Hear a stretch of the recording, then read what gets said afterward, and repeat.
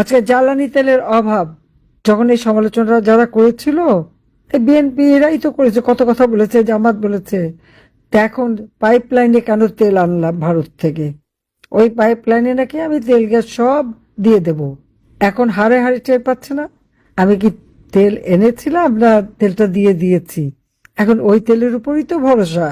ভারতে গালি দিয়ে চিকেন নেক করবে, সেভেন সিস্টার দখল করবে, লম্বা লম্বা কথা যারা বলেছিল, আজকে সেই ভারতের কাছে তেল ভিক্ষা চেতে হয়, চাল ভিক্ষা চেতে হয়, সার ভিক্ষা চেতে হয়। কেন?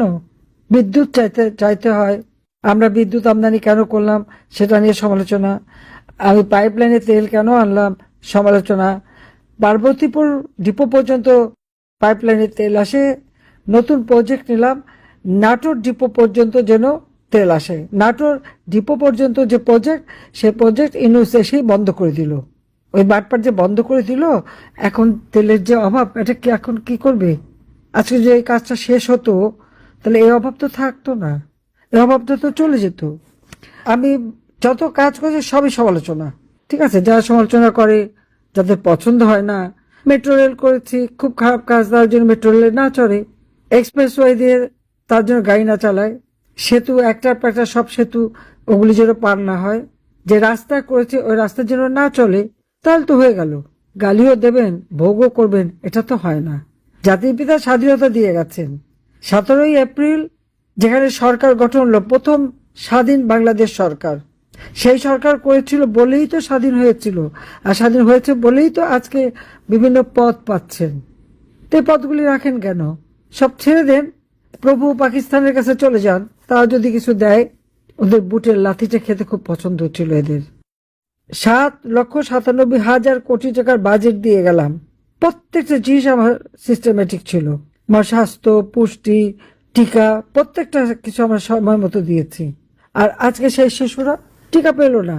মানে এটা, এর থেকে দুর্ভাগ্যের আর কি হতে পারে? যেখানে মানে আমরা আমাকে এই 24 সালে জানুয়ারি তো আমরা প্রায় 94% শিশুকে টিকা দিয়েছি। কিন্তু 2025 সালে এসে কি হলো? কারণ 24 আগস্ট মাসে আমি ক্ষমতা থাকতে পারলাম না। 2025 সালে সেই টিকা নেমে গেল মাত্র 56%। কেন এভাবে নেমে যাবে? কেন এই টিকা পাবে না শিশুরা? এই টাকা গেল কোথায়? কার পকেটে গেল? আমরা নাকি মানি লন্ডারিং করছি? এই টাকাগুলি কোথায়? তাদের সেই হিসাবটা দিতে হবে। আমি প্রতি ঘরে ঘরে বিদ্যুৎ দিয়েছি, আজকে বিদ্যুৎ নাই কেন? কোন কোন এলাকায় 24 ঘন্টা বিদ্যুৎ থাকে না। গ্যাস, বিদ্যুৎ কোনো অভাব তো রাখিনি। কিন্তু যে কটা কাজ করেছি সে কটাই সমালোচনা। পরিকল্পিতভাবে ইচ্ছা করে এই সমালোচনাগুলি করা হয়েছে মানুষকে বিভ্রান্ত করার জন্য। আর কি কি অদ্ভুত আমাদের দেশের কিছু মানুষ, তারা কিন্তু ঠিকই বিভ্রান্ত হয়ে গেছে। আজকে অবস্থাটা কি?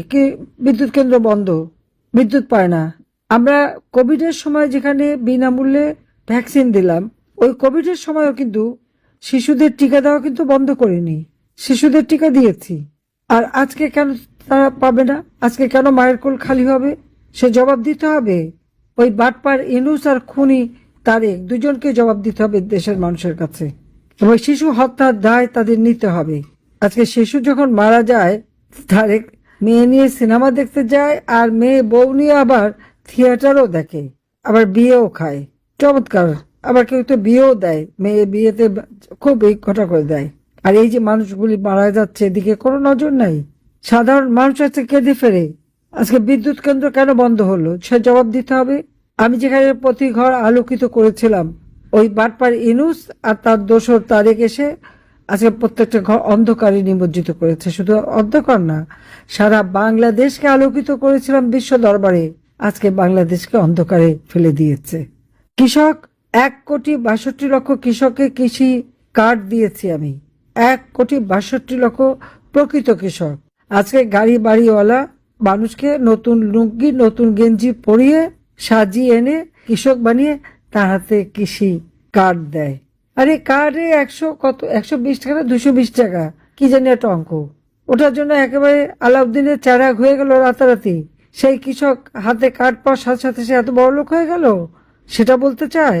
নাকি বলবে যে, সত্যি কথাটা বলবে যে না, এরকম অর্থশালী বিত্তশালীর হাতেই কৃষি কার্ড তুলে দিয়েছে? মানুষের সাথে ধোকাবাজি, ভাওতাবাজি কেন? কিসের জন্য? সারের অভাব, আমরা নতুন সার কারখানা পলাশে অল্প গ্যাসে অধিক পরিমাণ সার পাওয়া যাবে। প্রত্যেকটা সার কারখানা 5টা সার কারখানা বন্ধ হয়ে গেছে। বিদেশ থেকে সারও কিনতে পারছে না। কৃষক আজকে চাষ করবে কোথায়? সেচ দিতে পারে না। হাহাকার কৃষকের। উৎপাদিত পণ্য বাজারজাত করতে পারে না। তারা কষ্ট করে ফসল উৎপাদন করেছে, ওই যে আলু উৎপাদন করে হাটে নিয়ে আসছে, বিক্রি করতে পারে না। 1 মণ আলুর দাম মাত্র 120 টাকা ওঠে। তার তো আসা যাওয়ার খরচাটাও ওঠে না। আওয়ামী লীগ আমলে এরকম তো ছিল না। কৃষকের ঘরে সার পৌঁছে গেছে, উৎপাদিত পণ্যের ন্যায্য মূল্য তারা পেয়েছে, বাম্পার ফলন হয়েছে, বিক্রি করতে পারে না। সরকার থেকে এসে এই আলু কিনে আমরা যে বিনা পয়সায় যাদেরকে চাল দিতাম, যারা একেবারে হতদরিদ্র বা কাজ করতে পারে না, আমরা সেখানেও আলু দিয়েছি তাদেরকে, ট্রাকে করে বিক্রি করা যেন কৃষক তার উৎপাদিত পণ্যের ন্যায্য মূল্য পায়, সেটা আমরা নিশ্চিত করেছি। বর্গা চাষীদের বিনা জামানতে কৃষি ঋণও আমরা। যাও, আমি এটুকুই বলবো যে ঠিক আছে, আপনার নোবেল প্রাইজ যিনি পায় তার দেশ চালানো দেখেছেন, এখন আরেকজন এসেছে তারেক জিয়া, তার দেশ চালানোটা আপনারা একটু দেখেন। এদেশের মানুষকে যখন আমি সুখে রেখেছিলাম তখন সব আমার বিরুদ্ধে নেমে গেল, আমার পদত্যাগ চাই। তখন পদত্যাগ করে কি পেয়েছে সেটা তারা একটু দেখুক। যদিও আমি পদত্যাগ করিনি, কিন্তু তারপরে তো একটা সরকার এসে বসলো, লুটপাট করে নিয়ে গেছে। কত সম্পদের মালিক তারা হয়েছে তার হিসাব নেন এই উপদেষ্টা আর এদের কাছ থেকে। প্রত্যেকটা হিসাব নিতে হবে, কারণ ওগুলি জনগণের সম্পদ, জনগণের টাকা। পরিষ্কার কথা, কত নিছো, কত লুকিয়ে রেখেছো, কত ফেরত দেবে, সব ফেরত আনতে হবে। কারণ ওই তারেক জিয়া কোকোর পাচার করা টাকাও আমি ফেরত এনেছিলাম বিদেশ থেকে, এদেরও সব ফেরত আনা হবে, আর সেগুলি আমাদের দুস্থ মানুষের মাঝেই বিলিয়ে দেওয়া হবে। এটাই হচ্ছে। তা আপনারা সবাই ভালো থাকেন, সুস্থ থাকেন, আমি এই দোয়া করি। আমি আছি আপনাদের পাশে সবসময়। আমার সাথে কথা হয়, আমি গতকালকেও কথা বলছি, কয়েকজন ভান্তের সাথেও কথা বলছি, আগামীকাল আবার তাদের সাথে কথা বলবো। আমি সবার সাথেই কথা বলে আলোচনা করি, আর কি অসুবিধা জানার চেষ্টা করি। বেঁচে যখন গেছি অন্তত এইটুকু সুযোগ আল্লাহ আমাকে দিয়েছে, যখন তো আমি হয়তো কাছে থাকতে পারি না, কিন্তু তারপরেও আমি টেলিফোনের মাধ্যমে সবার কাছ থেকেই সকলের সুখ দুঃখের সাথী সবার কথা জানতে পারি। এবং যখন আসবো অবশ্যই এই দেশ আবার আমরা গড়ে তুলবো। আজকের এই সময় আমাদের আনন্দ উৎসব করার কথা ছিল, উন্নয়নশীল দেশের মর্যাদায় আমরা উন্নীত হয়েছি, কিন্তু সেটা আর করতে দিল না, আবার দেশটাকে পিছিয়ে দিল। তবে আবার আমরা মুক্তিযুদ্ধে বিজয়ী জাতি, আমরা আবার মাথা তুলে দাঁড়াবো। 2041 সালের মধ্যে বাংলাদেশ স্মার্ট বাংলাদেশ হিসেবে আমরা গড়ে তুলবো, উন্নত সমৃদ্ধ সোনার বাংলাদেশ গড়ে তুলে জাতির পিতার স্বপ্ন পূরণ করব। সবাইকে ধন্যবাদ। জয় বাংলা, জয় বঙ্গবন্ধু, বাংলাদেশ চিরজীবী হোক। খোদা।